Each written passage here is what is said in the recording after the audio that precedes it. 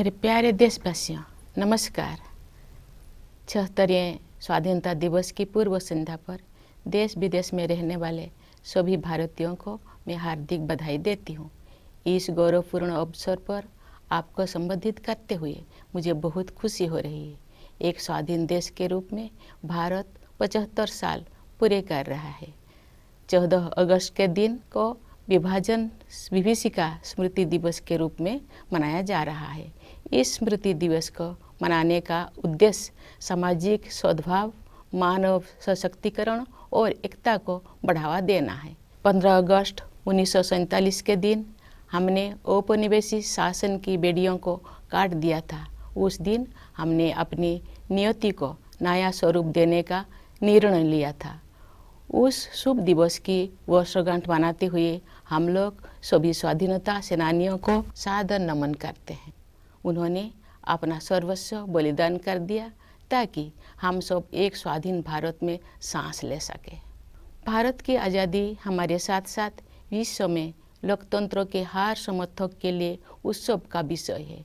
जब भारत स्वाधीन हुआ तो अनेक अंतर्राष्ट्रीय नेताओं और विचारकों ने हमारी लोकतांत्रिक शासन प्रणाली की सफलता के विषय में आशंका व्यक्त की थी। उनकी इस आशंका के कई कारण भी थे। उन दिनों लोकतंत्र आर्थिक रूप से उन्नत राष्ट्र तक ही सीमित था। विदेशी शासकों ने वर्षों तक भारत का शोषण किया था। इस कारण भारत के लोग गरीबी और अशिक्षा से जूझ रहे थे। लेकिन भारतवासियों ने उन लोगों की आशंकाओं को गलत साबित कर दिया। भारत की मिट्टी में लोकतंत्र की जोड़ें लगातार गहरी और मजबूत होती गई। अधिकांश लोकतांत्रिक देशों में वोट देने का अधिकार प्राप्त करने के लिए महिलाओं को लंबे समय तक संघर्ष करना पड़ा। लेकिन हमारे गणतंत्र की शुरुआत से ही भारत ने सार्वभौमिक वयस्क मताधिकार को अपनाया। इस प्रकार आधुनिक भारत के निर्माताओं ने प्रत्येक वयस्क नागरिकों को राष्ट्र निर्माण की सामूहिक प्रक्रिया में भाग लेने का अवसर प्रदान किया। भारत को यह श्रेय जाता है कि उसने विश्व समुदाय को लोकतंत्र की वास्तविक क्षमता से परिचित कराया। मैं मानती हूँ कि भारत की ये उपलब्धि केवल संयोग नहीं थी। सभ्यता के आरंभ में ही भारत भूमि के संतों और महात्माओं ने सभी प्राणियों की समता व एकता पर आधारित जीवन दृष्टि विकसित कर ली थी। महात्मा गांधी जैसे महानायक के नेतृत्व में हुई स्वाधीनता संग्राम के दौरान हमारे प्राचीन जीवन मूल्यों को आधुनिक युग में फिर से स्थापित किया गया। इसी कारण से हमारे लोकतंत्र में भारतीयता के तत्व दिखाई देते हैं। गांधी जी सत्ता के विकेंद्रीकरण और जनसाधारण को अधिकार संपन्न बनाने के पक्षधर थे। पिछले 75 सप्ताह से हमारे देश में स्वाधीनता संग्राम के महान आदर्शों का स्मरण किया जा रहा है। आज़ादी का अमृत महोत्सव मार्च 2021 में दांडी यात्रा की स्मृति को फिर से जीवंत रूप देकर शुरू किया गया है। उस युगांतरकारी आंदोलन में हमारे संघर्ष को विश्व पटल पर स्थापित किया था। उसे सम्मान देकर हमारे इस महोत्सव की शुरुआत की गई। ये महोत्सव भारत की जनता को समर्पित है। देशवासियों द्वारा हासिल की गई सफलता के आधार पर आत्मनिर्भर भारत के निर्माण का संकल्प भी इस उत्सव का हिस्सा है। हर आयु वर्ग के नागरिक पूरे देश में आयोजित इस महोत्सव के कार्यक्रम में उत्साहपूर्वक भाग ले रहे हैं। ये भव्य महोत्सव अब हर घर तिरंगा अभियान के साथ आगे बढ़ रहा है। आज देश के कोने कोने में हमारा तिरंगा शान से लहरा रहा है। स्वाधीनता आंदोलन के आदर्शों के प्रति इतने व्यापक स्तर पर लोगों में जागरूकता को देखकर हमारे स्वाधीनता सेनानी अवश्य प्रफुल्लित हुए होते। हमारा गौरवशाली स्वाधीनता संग्राम इस विशाल भारत भूमि में बहादुरी के साथ संचालित होता रहा।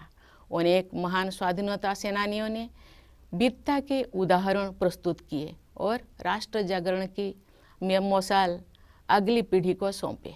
अनेक वीर योद्धाओं तथा उनके संघर्षों, विशेषकर किसानों और आदिवासी समुदाय के वीरों का योगदान एक लंबे समय तक सामूहिक स्मृति से बाहर रहा।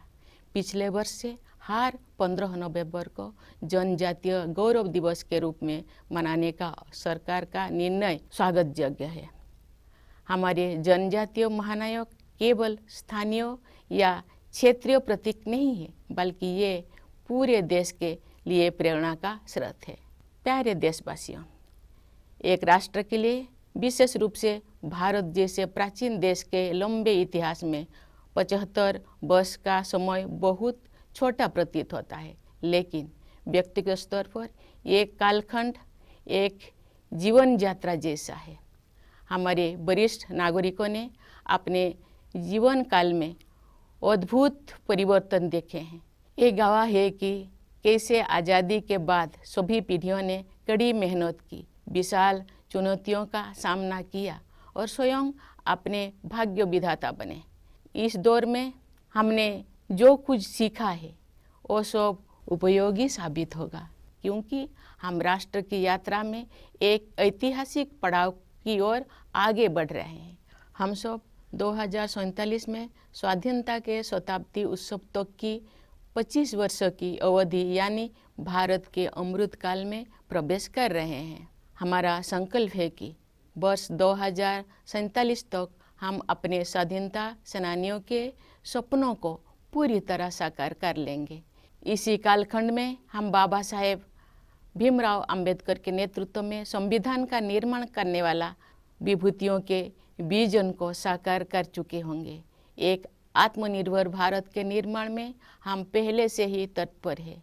वो एक ऐसा भारत होगा जो अपनी संभावनाओं को साकार कर चुका होगा। दुनिया ने हाल के वर्षों में एक नए भारत को उभरते हुए देखा है। खासकर कोविड-19 के प्रकोप के बाद इस महामारी का सामना हमने जिस तरह किया है, उसकी सर्वत्र सराहना की गई है।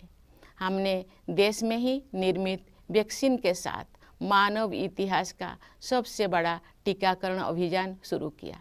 पिछले महीने हमने 200 करोड़ वैक्सीन कवरेज का आंकड़ा पार कर दिया है। इस महामारी का सामना करने में हमारी उपलब्धियां विश्व के अनेक विकसित देशों से अधिक रही है।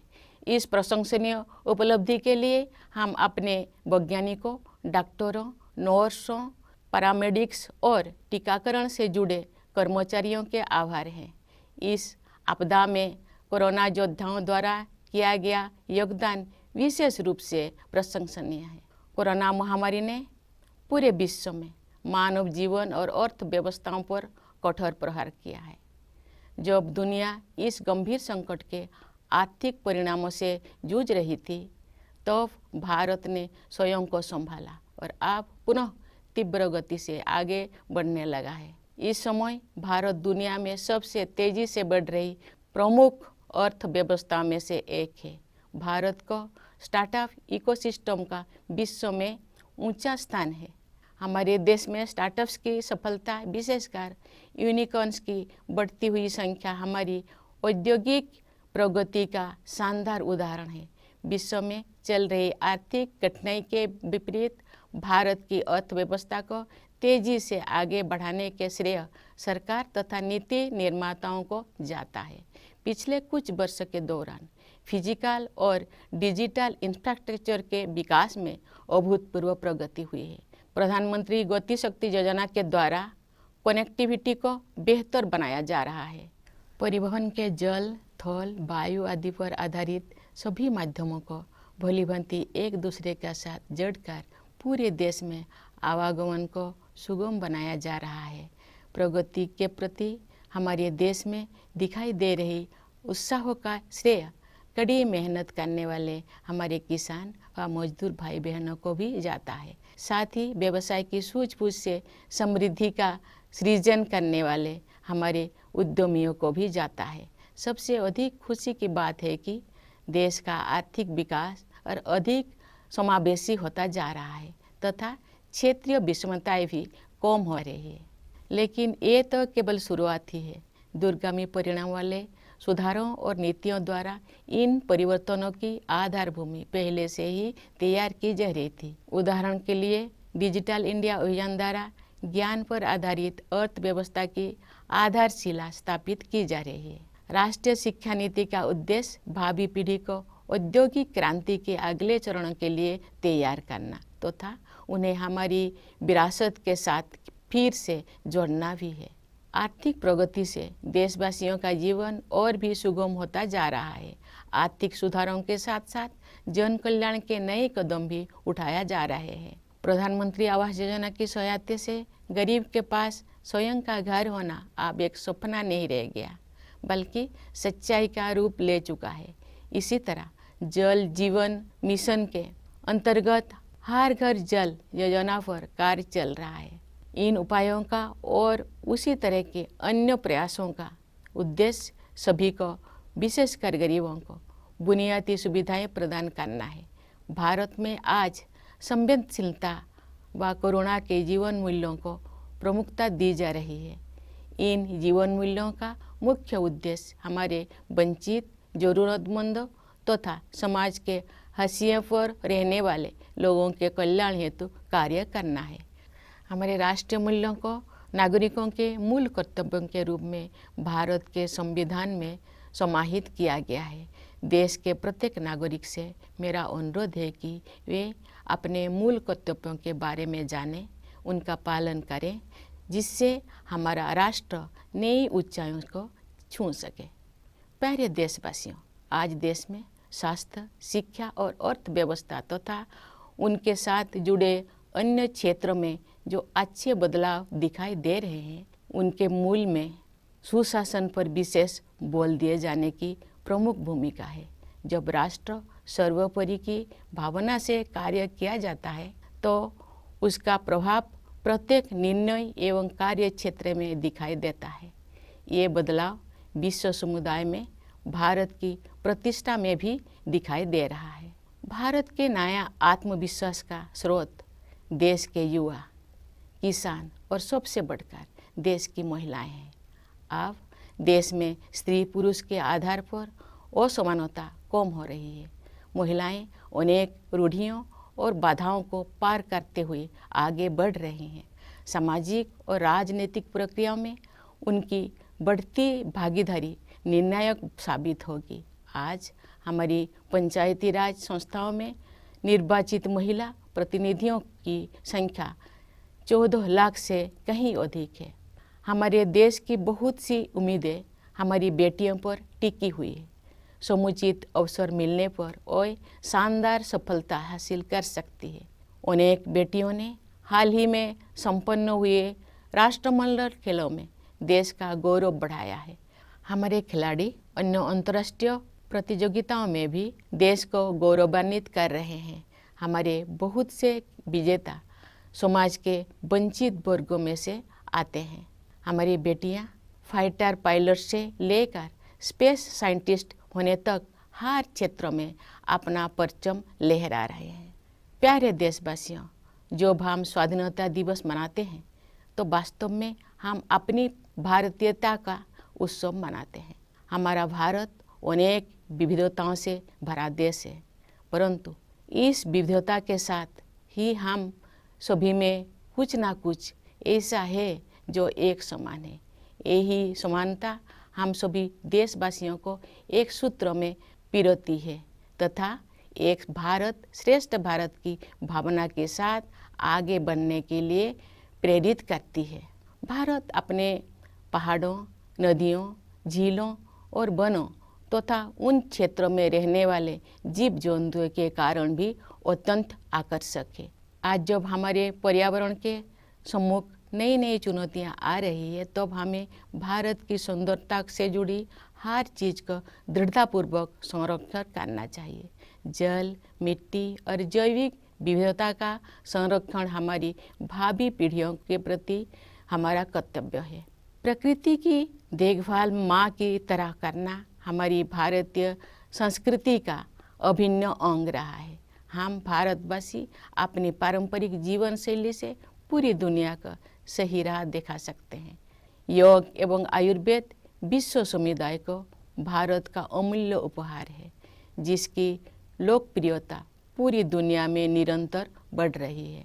प्यारे देशवासियों, हमारे पास जो कुछ भी है वो हमारी मातृभूमि का दिया हुआ है। इसलिए हमें अपने देश की सुरक्षा, प्रगति और समृद्धि के लिए अपना सब कुछ अर्पण कर देने का संकल्प लेना चाहिए। हमारे अस्तित्व की सार्थकता एक महान भारत के निर्माण में ही दिखाई देगी। कन्नड़ भाषा के माध्यम से भारतीय साहित्य को समृद्ध करने वाले महान राष्ट्रवादी कवि कुवेंपु ने कहा है, नानु अड़िए नीनु अड़िए नम्मा एलु बिगोड़ मेले मूडुबुदु मूडुबुदु नव भारत दलीले। अर्थात मैं नहीं रहूँगा, नहीं रहेंगे तुम, परंतु हमारी अस्थियों पर उदित होगी नई भारत की महागाथा। उस राष्ट्रवादी कवि का ये स्पष्ट आह्वान है कि मातृभूमि तथा देशवासियों के उत्थान के लिए सर्वस्व बलिदान करना हमारी आदर्श होना चाहिए। इन आदर्शों को अपनाने के लिए मैं अपने देश के युवाओं से विशेष अनुरोध करती हूँ। वे युवा ही 2047 के भारत का निर्माण करेंगे। अपना संबोधन समाप्त करने से पहले मैं भारत के सशस्त्र बलों, विदेशों में स्थित भारतीय मिशनों और अपनी मातृभूमि को गौरवान्वित करने वाले प्रवासी भारतीयों को स्वाधीनता दिवस की बधाई देती हूँ। मैं सभी देशवासियों के सुखद और मंगलमय जीवन के लिए शुभकामनाएं व्यक्त करती हूँ। धन्यवाद। जय Hind.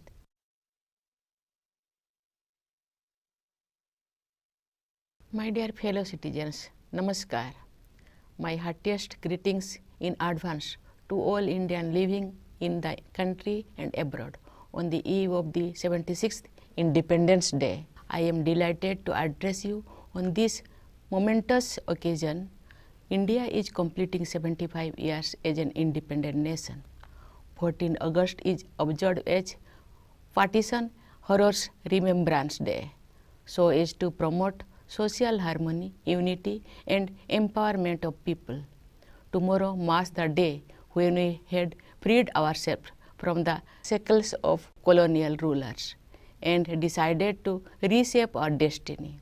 As all of us celebrate the anniversary of that day, we vow to all those men and women who made enormous sacrifices to make it possible for us to live in a free India. It is a cause of celebration not only for all of us, but also for every advocate of democracy around the world. When India won independence, there were many international leaders and experts who were skeptical about the success of democratic form of government in India. They had their reasons to be doubtful.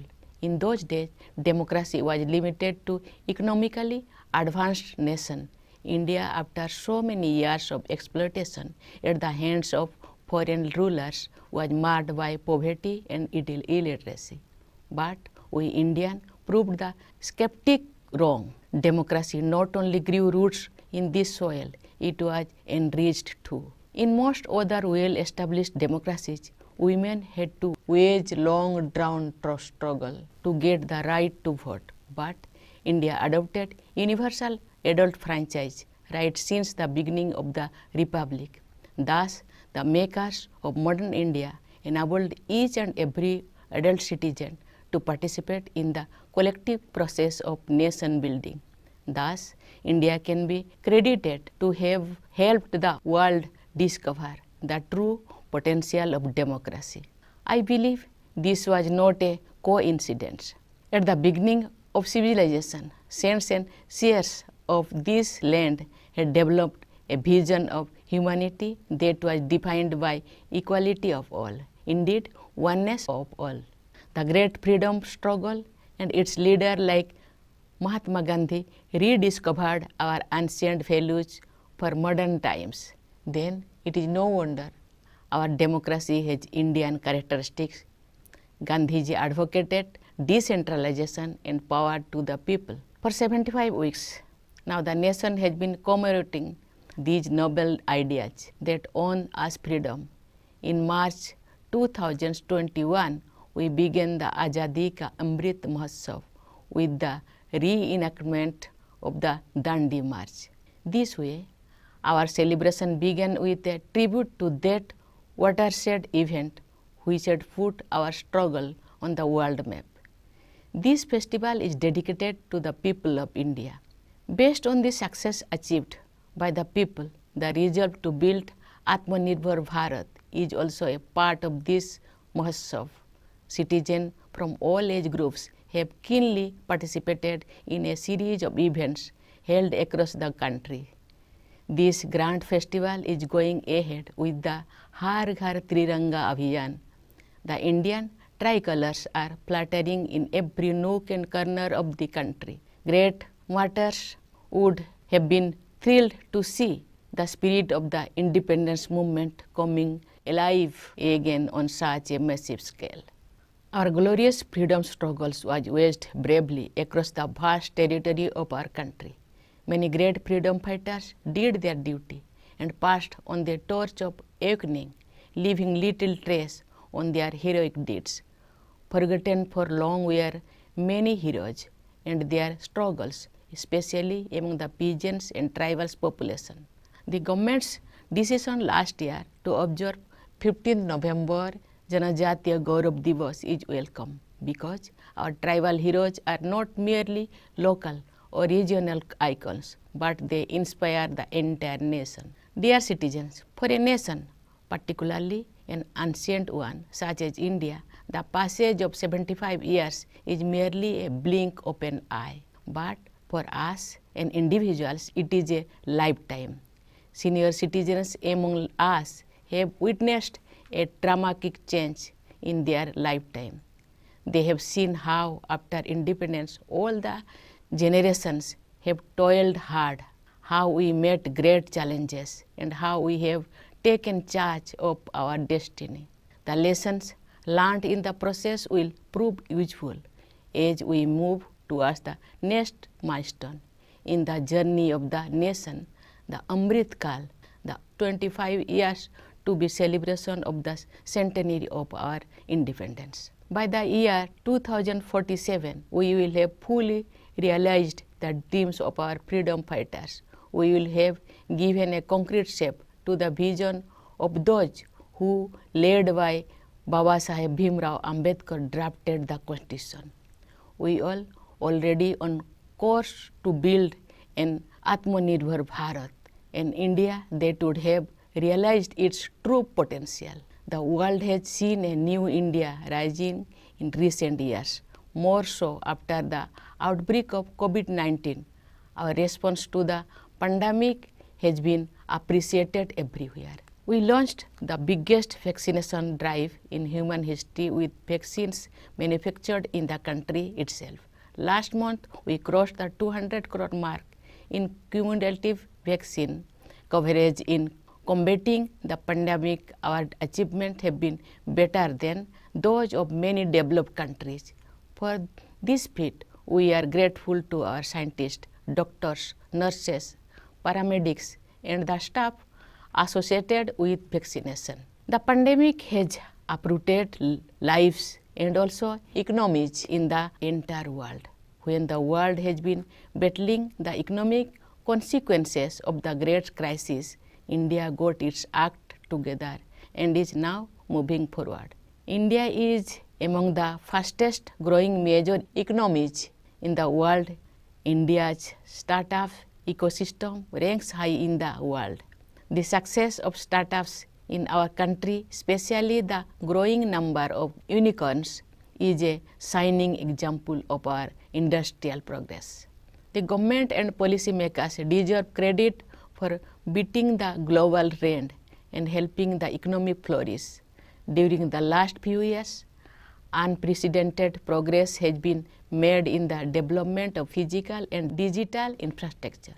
Through the Pradhan Mantri Gati Shakti Yojana, all the modes of connectivity based on water, land, air, etc. are being integrated in the whole country to enable seamless transportation across the country. For the vibrancy of growth visible in our country, credit must also be given to workers and farmers whose hard work has made it possible, and entrepreneurs whose business acumen has created wealth. What is all the more heartening is that the growth is becoming more inclusive and regional disparities too are reducing. But this is only the beginning. A series of economic reforms and policy initiatives have been preparing the ground for a long term. Digital India, for example, is creating the bedrock of a knowledge economy. The national education policy is aimed at preparing the future generation for the next stage of industrial revolution while also reconnecting it with our heritage. Economic success is leading to an ease in living too. Economic reform are rightly accompanied by innovative welfare initiatives. A home of one's own is no longer a dream for the poor, but a reality for more and more people, thanks to the Pradhan Mantri Awas Yojana. Similarly, under the Jal Jeevan Mission, tap water connection is being provided to every household since the launch of the Har Ghar Jal scheme. The aim of these and many other similar efforts is to provide basic amenities to all, particularly the poor. The key word for India today is compassion for the downtrodden, for the needy, and for those on the margins. Some of our national values have been incorporated in our Constitution as the fundamental duties of the citizens. I appeal to every citizen to know about their fundamental duties and follow them in letter and spirit so that our nation reaches new heights. Dear citizens, at the core of the transformation we have been witnessing in healthcare, education, economy, as well as a number of related areas is the stress on good governance. When work is done with the spirit of nation first, it is bound to reflect in every decision and every sector. This is also reflected in India's standing in the world. India's newfound confidence stems from the spirit of its youth, its farmers, and above all, its women. Gender inequalities are reducing, and women are moving ahead, breaking many glass ceilings. Their increasing participation in social and political processes will prove decisive. At the grassroots level, we have more than 14 lakh elected women representatives in Panchayat Raj institutions. Our daughters are the biggest hope for the nation. Some of them brought laurels for the country in the recent held Commonwealth Games. Of course, India's sportspersons have been making the country proud by their performance in international competitions. A large number of our winners come from underprivileged segments of society. From becoming fighter pilots to space scientists, our daughters are scaling great heights. Dear citizens, in celebrating Independence Day, we are celebrating our Bharatiyata. Our country is full of diversity, but at the same time, we all have something in common. It is this common thread which binds all of us together and inspire us to work together with the spirit of Ek Bharat Shrestha Bharat. India is a very beautiful country, also because of its mountains, rivers, lakes, and forests, and the animals and birds that live in such landscape. When the environment is facing new challenges, we must remain determined to preserve all that makes India beautiful. Conserving water, soil, and biodiversity is our duty towards our children. Caring for Mother Nature has been part and parcel of Indian culture. With our traditional lifestyle, we Indians can show the way to the rest of the world. Yoga and Ayurveda are India's invaluable gift to the world. Their popularity is on the rise all over the globe. Dear fellow citizens, our beloved country has given us everything we have in our life. We should pledge to give everything we can for the sake of safety, security, progress, and prosperity of our country. Our existence will become meaningful only in building a glorious India. The great nationalist poet Kuvempu, who enriched Indian literature through Kannada language, had written, Nannu ಒಡಿವೆ ನಿನ್ನು ಒಡಿವೆ ನಮ್ಮ ಏಳುವೆಗಳ ಮೇಲೆ ಮೂಡುವುದು ಮೂಡುವುದು ನವ ಭಾರತದ ಲೀಲೆ, which means I will pass, so will you, but on our bones will arise the great tale of a new India. This is a clarion call of the nationalist poet for making total sacrifice for the motherland and upliftment of fellow citizens. To follow these ideals is my special appeals to the youth of the country who are going to build the India of 2047. Before I conclude, I would like to extend Independence Day greetings to the armed forces, to the members of Indian missions abroad, and to the Indian diaspora who continue to make their motherland proud. My best wishes to all of you. Thank you. Jai Hind.